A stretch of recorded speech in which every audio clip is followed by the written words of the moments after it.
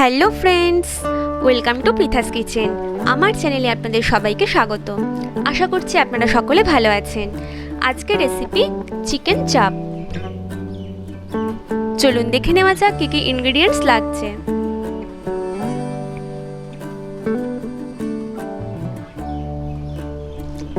এবার প্রসিডিওর দেখে নেব। মিক্সার গ্রাইন্ডারে আমি কিছুটা পরিমাণ পোস্ত নিয়েছি, এটার একটা পেস্ট বানিয়ে নেব।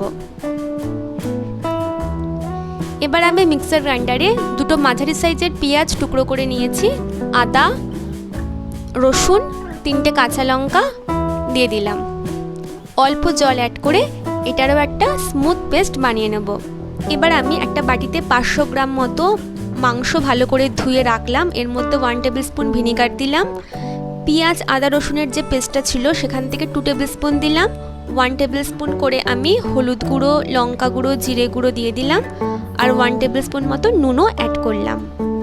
এবার ভালো করে এটাকে মিশিয়ে নেব, নিয়ে 2 ঘন্টার জন্য ম্যারিনেট করতে দিলাম।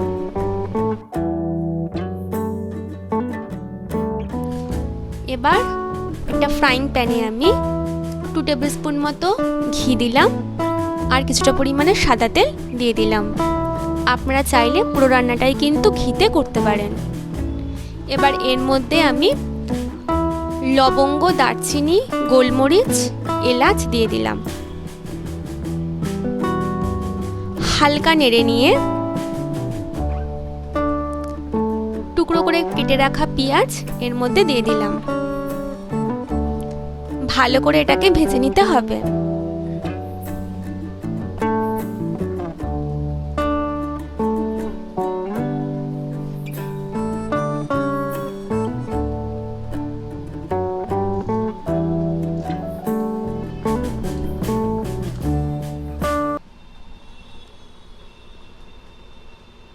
দেওয়ার পর পোস্ত বাটা এটাকে ভালো করে নাড়িয়ে নিচ্ছি।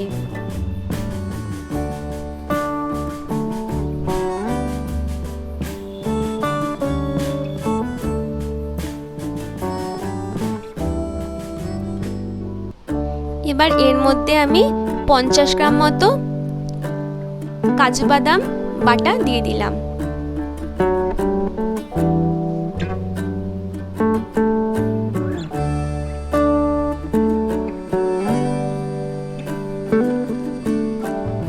গ্রাম মতো টক দই এখানে দিয়ে দিলাম। ভালো করে ফেটিয়ে নিয়েছিলাম টক দইটা অবশ্যই।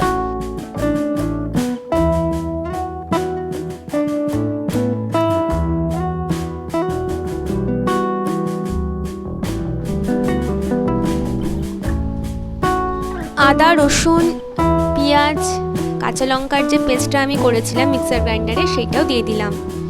দিয়ে সমস্ত উপকরণগুলোকে ভালো করে অনেকক্ষণ ধরে কষিয়ে নিতে হবে।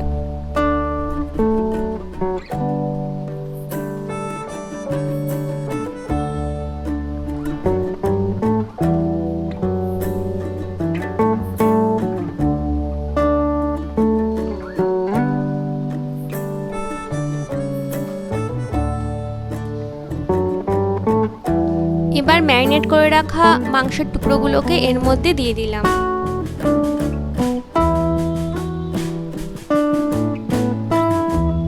ভালো করে এটাকে বেশ অনেকক্ষণ ধরে কষিয়ে রান্না করতে হবে।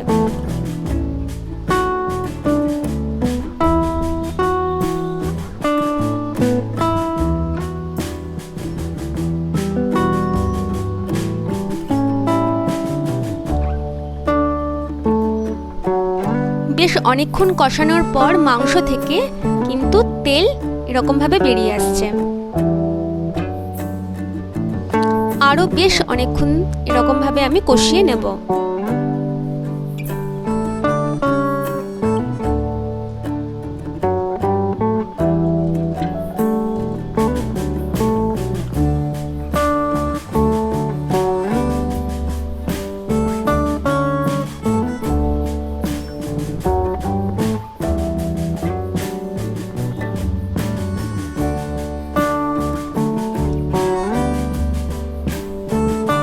এবার এটাকে ঢাকা দিয়ে দিলাম। কিছুক্ষণ পর ঢাকনা তুলে নিলাম। মধ্যে আমি এবার পরিমাণ মতো নুন দিয়ে দিলাম, একটু নেড়ে নেব।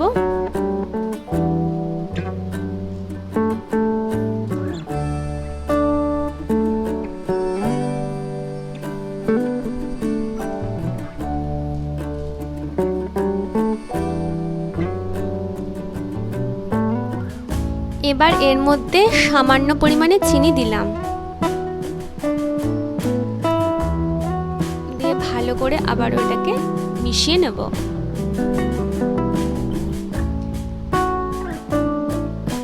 ঢাকনা দিয়ে ঢাকা দিয়ে দিলাম। কিছুক্ষণ পর ঢাকনাটা তুলে নিলাম, একটু নেড়ে ছেড়ে নেব। এরকম ঢাকা দিয়ে দিয়ে এই মাংসটা পুরোটা রান্না করতে হবে। এর মধ্যে এবারে জল দিয়ে দিলাম।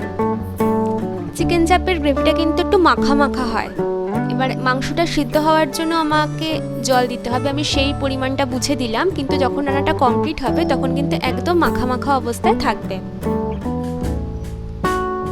আবারও ঢাকা দিয়ে দিলাম আমি। কিছুক্ষণ পর ঢাকনাটা তুলে নিলাম।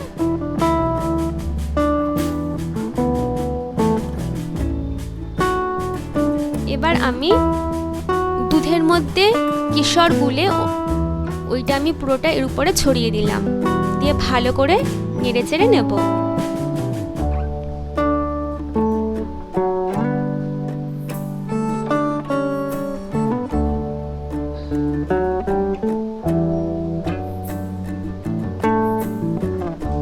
বেশ কিছুক্ষণ নাড়াচাড়া করার পর আবারও আমি এটাকে ঢেকে দিলাম। কিছুক্ষণ পর ঢাকনাটা তুলে নিলাম, একটু নেড়ে ছেড়ে নেব। আজকের চিকেন চাপ কিন্তু অলমোস্ট রেডি হয়ে গেছে। এবার আমরা ফাইনাল স্টেপের দিকে এগোবো। 1 টেবিল স্পুন মতো গরম মশলা গুঁড়ো, 1 টেবিল স্পুন মতো মিট মশলা দিয়ে দিলাম। ভালো করে এটাকে কিন্তু মিশিয়ে নেব। আজকের রেসিপি চিকেন চাপ কিন্তু একদম রেডি হয়ে গেছে। চিকেন চাপ মানে আমাদের বিরিয়ানির কথাই ফার্স্ট মাথায় আসে। চিকেন চাপ, মাটন চাপ এগুলো কিন্তু বিরিয়ানির সাথে একদম গুড কম্বিনেশন। এছাড়াও আপনারা গরম গরম পোলাও, ফ্রাইড রাইস, নান, কুলচা এগুলোর সাথেও খেতে পারেন। যে কোনো অকেশনে এরকম টেস্টি খাবার আপনারা কিন্তু খুব সহজেই বাড়িতে বানিয়ে ফেলতে পারবেন। রেসিপিটা আপনারা দেখলেন, যদি ভালো লেগে থাকে তাহলে অবশ্যই বাড়িতে ট্রাই করবেন, আর আমাকে কমেন্ট করে কিন্তু অবশ্যই জানাবেন যে কেমন লাগলো। আর আমার চ্যানেল অর্থাৎ পৃথাস কিচেন চ্যানেল সাবস্ক্রাইব করতে কিন্তু ভুলবেন না। আজ এই পর্যন্ত, নেক্সট দিন অন্য কোনো রেসিপি আপনাদের সাথে শেয়ার করব। আপনারা সকলে ভালো থাকবেন, ধন্যবাদ।